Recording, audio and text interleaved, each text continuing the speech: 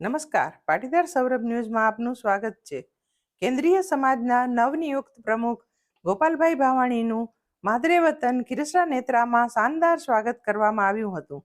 સામાન્ય સભામાં ગોપાલભાઈની પ્રમુખપદે થયેલ વરણીના સમાચાર માત્રથી ખીરસરાવાસીઓ ખુશીથી ઝૂમી ઉઠ્યા હતા અને તેમના ભવ્ય સ્વાગત સન્માન માટેની તૈયારીઓ આરંભી દીધી હતી.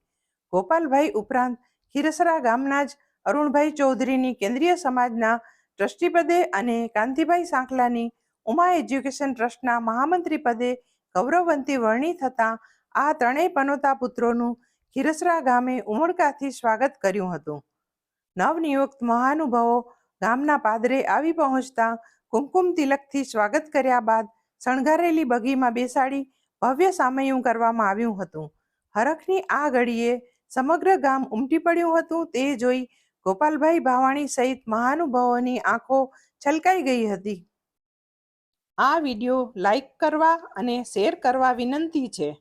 જો તમે હજુ સુધી આ ચેનલ સબસ્ક્રાઇબ ન કરી હોય તો આ ચેનલને સબસ્ક્રાઇબ કરી બેલ આઇકોન દબાવવા વિનંતી છે.